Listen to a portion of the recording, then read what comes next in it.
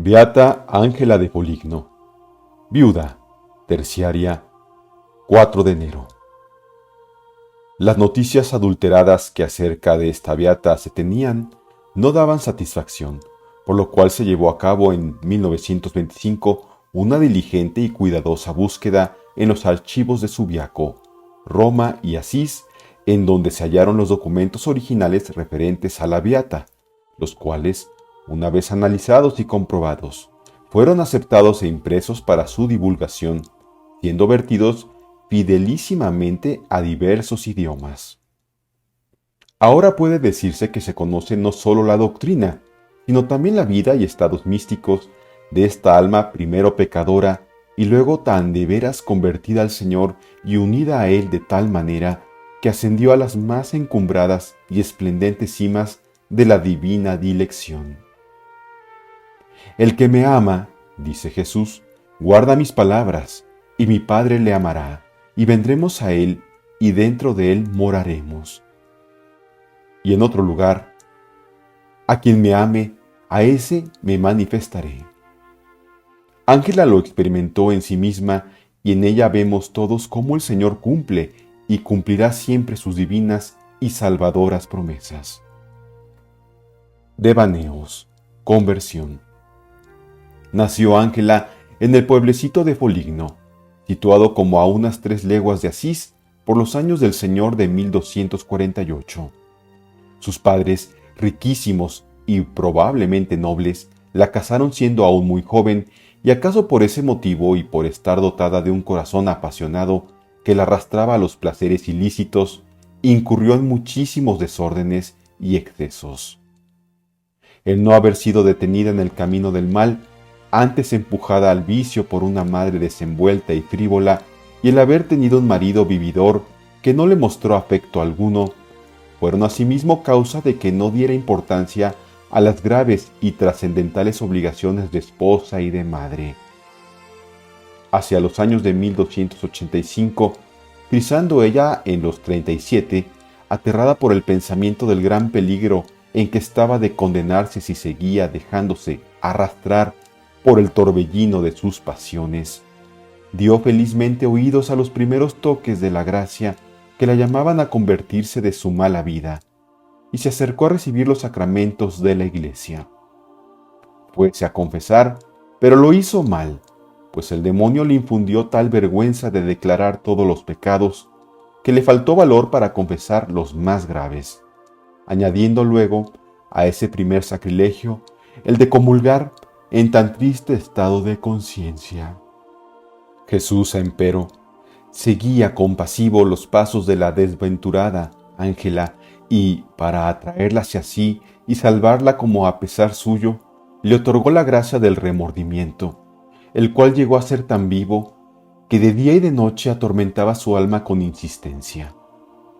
Pidió con lágrimas al Señor le concediese hallar un confesor ilustrado y prudente en quien pudiese depositar su confianza, y plugo a Dios darle esa inapreciable gracia, pues una noche en que acudió en busca de favor y ayuda al gran patriarca San Francisco de Asís, apareciósele el santo en medio de celestiales resplandores y le dijo: «Hermana, si antes me hubieras invocado, antes te hubiera yo socorrido. Sabe, Ángela, que el Señor te concede benigno lo que pides». Al día siguiente oyó misa en la iglesia dedicada al santo, y a la vuelta entró en la catedral para cumplir con otras devociones. Allí la esperaba la gracia salvadora que debía obrar en ella el admirable prodigio de la perfecta conversión. Halló en la catedral de Fray Arnaldo, religioso franciscano y pariente suyo, y tuvo inspiración del cielo de que aquel era el confesor ilustrado y prudente que ella pedía al Señor con insistencia.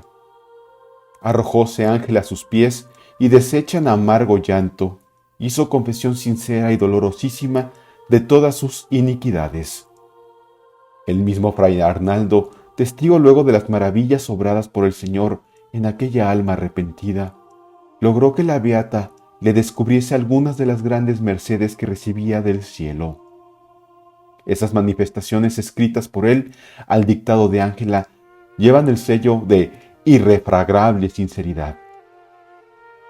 Emprendió Ángela con todo empeño la reforma de su vida y dióse de lleno a la oración y al ejercicio de las cristianas virtudes, sin gozar de aquellos consuelos sensibles con que suele el Señor endulzar el borde de la copa de su pasión, al dársela a beber a sus más fieles amigos. El recuerdo constante de sus pasadas infidelidades llenaba su alma de vergüenza y amargura grandes, pero su corazón no experimentaba todavía tiernos sentimientos de amor a Dios.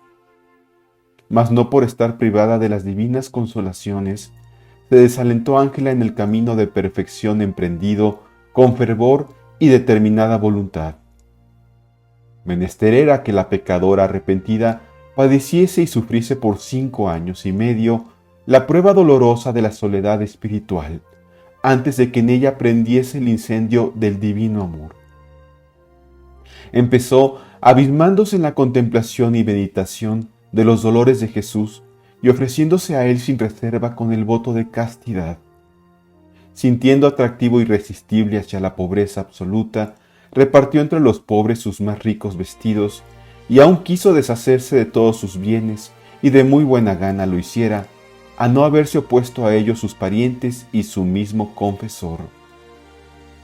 Mas plugo al Señor disponer que en brevísimo tiempo muriesen uno tras otro su madre, marido e hijos, produciéndole la pérdida de personas tan queridas amarguísimo dolor, al mismo tiempo que consuelo y gozo sobrenatural que mitigaron su pena.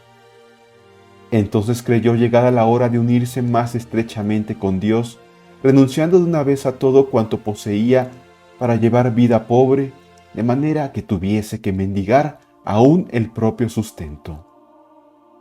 Pero otra vez sus consejeros espirituales y en particular su confesor la disuadieron de tal propósito, mostrándole los peligros de la mendiguez para una mujer todavía joven. Entretanto, Jesús crucificado se aparecía con frecuencia a su sierva y mostrándole sus llagas le decía: «Mira, hija, cuánto padecí yo por ti. ¿Cuánto padecerás tú lo que mereces?».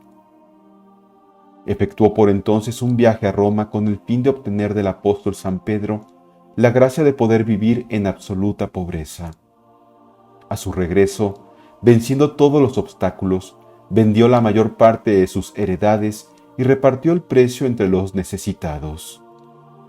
Ya desde ese día, todos sus bienes fueron uno tras otro a parar a manos de los pobres, viviendo ella recluida en su casa y no guardando para su servicio sino a una sola de sus criadas, María, alma sencilla pero muy amada del Señor, compañera inseparable de la beata y confidente de sus más íntimos secretos. Terciaria de San Francisco. Hacia los años de 1291 ingresó Ángela en la Orden Tercera de San Francisco y, movida por su devoción, emprendió la peregrinación al sepulcro del insigne santo cuya regla acababa de abrazar. Cierta noche tuvo una visión muy singular. Parecióle que ya no sentía la presencia de Dios en la oración y lamentábase de ello diciendo: «Oh Señor, todo cuanto hago tiene por fin el hallaros. ¿Cuándo os encontraré, Dios mío?». «¿Qué deseas, hija?», preguntóle una voz misteriosa. «No quiero oro ni plata», respondió Ángela. «Solo os deseo a vos, Señor, y todo el mundo lo daría yo con tal de hallaros y poseeros». «No desmayes, hija», repuso la voz. «Prosigue tu camino y date prisa para llegar a Asís. Allí te visitará la Trinidad entera». En efecto, cuando cierto día de abril del año 1291 subía Ángela el camino que lleva a Asís en compañía de su fiel criada María, sucedió que, pasado el pueblecito de Spelo, al llegar cerca de una ermita dedicada a la Santísima Trinidad, se le aparecieron las 3 divinas personas, las cuales le acompañaron en su peregrinación, conversando afablemente con ella.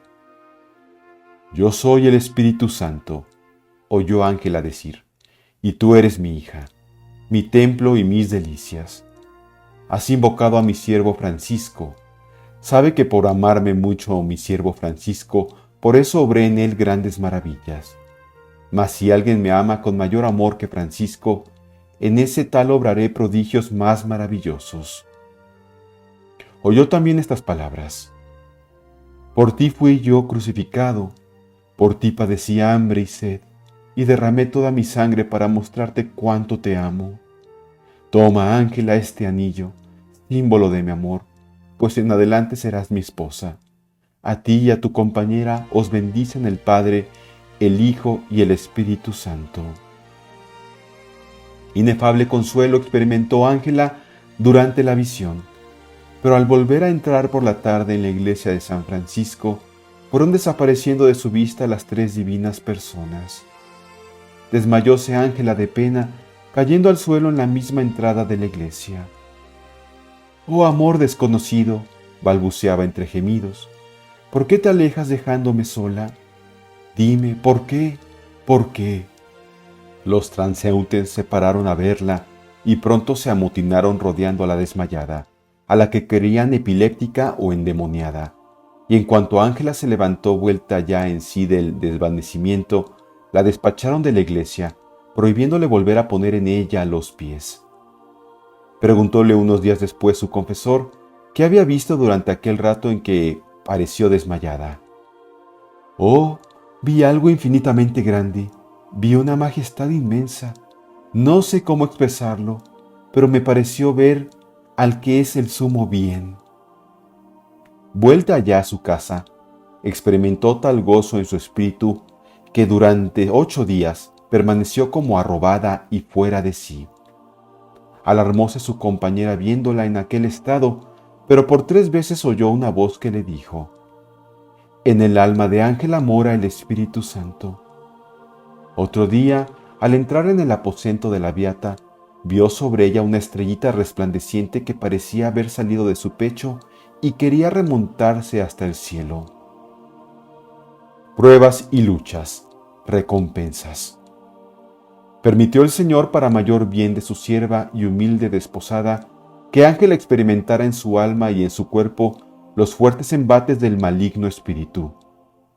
Oscuridades, dudas acerca de los principales misterios de la fe, negra desesperación que la llevaba a creer que el cielo no era para ella, tentaciones contra la castidad, extrañas dolencias que martirizaban todos sus miembros, burlas y persecuciones. Nada faltó durante 2 años de cuanto podían causarle mortales agonías. Hasta llegó a persuadirse de que estaba realmente endemoniada. Un día, en que la amarga desesperación atormentaba su alma con mayor violencia, exclamó: «Oh Dios mío, aunque fuera cierto que me hubieses ya condenado al infierno del que soy merecedora, no por eso dejaría de llevar vida penitente ni de permanecer con vuestro beneplácito en vuestro santo servicio». A pesar de todas estas pruebas, no omitió en efecto sus ejercicios devotos ni desamparó a los pobres o enfermos que solicitaban sus caritativas limosnas. Visitaba con frecuencia y con particular cariño un hospital poco distante de la ciudad en el que estaban aislados varios leprosos. Un día de Jueves Santo, dijo Ángela a su compañera: «Vayamos hoy al hospital. ¿Quién sabe si no hallaremos a Jesucristo entre aquellos pobrecitos enfermos?». Fuéronse pues al hospital, distribuyeron entre los enfermos el pan que recogieron de limosna por el camino, y luego lavaron pies y manos a aquellos desgraciados, haciéndolo con más cuidado y amor a un leproso que las tenía muy roídas y llagadas. «Bebimos después», dice la beata, «del agua con que se las habíamos lavado, y experimentamos un sabor tan delicioso cual si acabáramos de comulgar». Virtud tan eminente y heroica no podía menos de herir amorosamente el corazón divino, cuya sabiduría proporciona siempre las pruebas al grado de santidad a que quiere elevar a un alma. Mandó el Señor al demonio que dejase ya en paz a Ángela, y en el verano del año 1293 recibió la beata plena seguridad de que verdaderamente era obra de Dios y no del maligno espíritu cuanto en ella pasaba, de suerte que, ya convencida y sosegada, exclamó: «Aunque el mundo entero se alzase para contrariarme, burlaríame yo del mundo. tan segura estoy de que me guía el Espíritu del Señor. Con todo, aún le sobrevinieron en los 3 años siguientes algunos ratos de congoja y tinieblas, en medio de las divinas dulzuras que experimentaba ya de lleno. Pero desde el año 1296, en que volvió en peregrinación a Asís, permaneciendo allí 10 días, entró Ángela en una nueva fase mística, la de la plenitud del amor, favoreciéndole al Señor desde entonces con el don de oración y con una paz y tranquilidad de espíritu tan completa, duradera e inalterable, que vivía casi de continuo absorta en la contemplación de las cosas celestiales. Muchas veces se le apareció Jesús bajo la figura de un niño de unos 12 años, mientras Ángela oía misa, y derramaba en su alma tal copia de gracias, que fuera de sí y olvidando la santidad del lugar y del acto que se celebraba, prorrumpía en gritos y sollozos precursores de prolongados éxtasis. De entre esas apariciones que llenaban de júbilo el corazón de Ángela, solo referiremos una que tuvo en la iglesia de los franciscanos de Foligno. Era la mañana del día de la purificación y la beata se hallaba en la iglesia asistiendo al oficio, cuando he aquí que al llegar el momento de distribuir las candelas, oyó estas palabras: «Esta es la hora en que la Virgen vino al templo con su divino Hijo». Al instante quedó arrobada en éxtasis y vio llegar a la celestial Señora, la cual puso en sus brazos al niño Jesús dormido. Ángela lo abrazó amorosamente, estrechándolo y besándolo con tan intenso cariño y tanta vehemencia que el divino niño se despertó y con su tierna mirada llenó de inefable dicha el corazón de la beata. Ángela y la pasión del Señor. La contemplación de los atroces padecimientos del Salvador llegó a serle familiar. Solía decir muy a menudo que los enfermos y los afligidos son amigos y comensales de Jesucristo. El ver a Cristo crucificado ocasionábale fuerte calentura, llenándose de tristeza su alma y de copioso llanto sus ojos, de tal suerte que su compañera se veía precisada a tapar con un velo la sagrada efigie. Hablando de la pasión, daba a entender que había tenido revelación de las menores circunstancias de la misma, pues decía que, para referirla tan solo por menudo como ella la conocía, era menester haberla padecido. Al meditar en la pasión del Señor, añadía, mi alma participaba de los dolores del divino crucificado, y hasta en mis huesos y articulaciones experimentaba tormentos indecibles, cual si toda mi persona, cuerpo y alma, la tuviera atravesada por la espada del dolor. Contemplaba yo al Salvador, cuya carne fue como incrustada en la madera de la cruz por los clavos, y al pie de aquella cruz, en vez de los fieles seguidores de Cristo, veía yo al demonio, usando de toda suerte de industrias para aumentar la crueldad del tormento, e incitando a los verdugos a que negasen a Jesús la gota de agua que a gritos pedía. Al explicar una vez la última súplica del Salvador en la cruz, «Padre, perdónales, pues no saben lo que hacen», acababa diciendo la beata con amargura, ¿quién entre los hombres trata de corresponder a este amor tan sin medida? Los escritos de Ángela. Por sus escritos, Ángela de Foligno se coloca en primera fila entre los grandes místicos católicos. Severo y detenido examen demostró ser su doctrina perfectamente ortodoxa, y grandes teólogos como San Francisco de Sales, Bossuet, Fenelón y otros la tenían en mucho. San Alfonso de Ligorio y Benedicto XIV la leían con igual veneración que a Santa Teresa y a los mayores místicos, aunque no conocieron todos los escritos de la beata.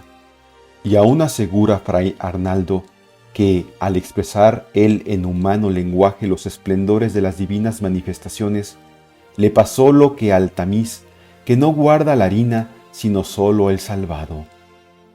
Las cartas, enseñanzas y recuerdos admirables que constituyen la parte segunda de las obras de la beata, descubren la benéfica influencia que tuvo, en los 13 últimos años de su vida, en los asuntos de la orden franciscana. Su glorioso tránsito. Enfermó Ángela a mediados de septiembre del año 1308, y al llegar la fiesta de San Miguel, entróle gran deseo de comulgar en dicho día. Entreteníase en tan santo y dulce pensamiento, cuando de repente quedó arrobada en éxtasis, apareciéndole innumerables ángeles que la llevaron hasta un altar diciéndole: «Prepárate para recibir a quien se desposó contigo y te dio el anillo símbolo de su amor. En él se halla la perfección y completo sacrificio que tanto ansías».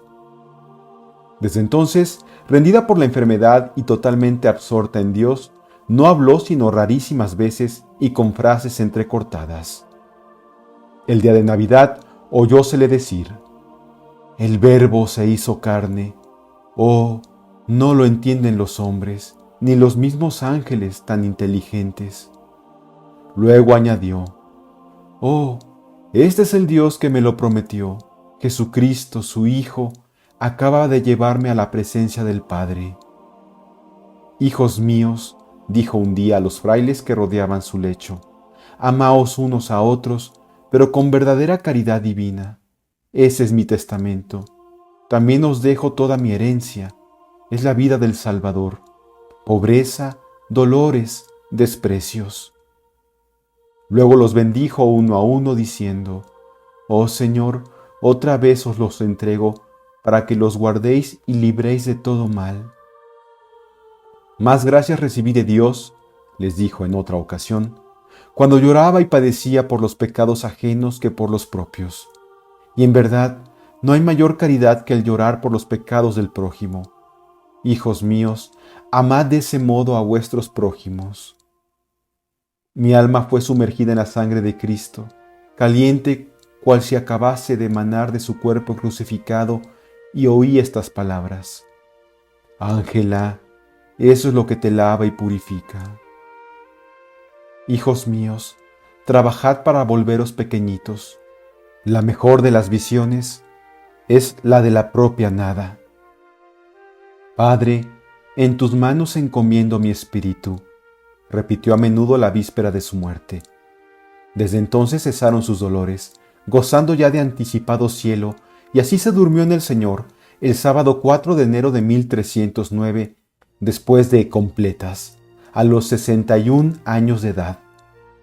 Fue enterrada en una de las capillas de la iglesia de los franciscanos en Foligno, donde se veneran hoy en día sus reliquias. Beata la llamaron sus contemporáneos desde el día de su muerte, autorizando luego la Iglesia esa pública veneración por boca de Inocencio XII en 1693. Clemente XI en 1701 le puso oficio propio y en 1709 lo mandó celebrar con rito de doble. Pío X en 1911 señaló el 4 de enero como fecha de la festividad de la Beata.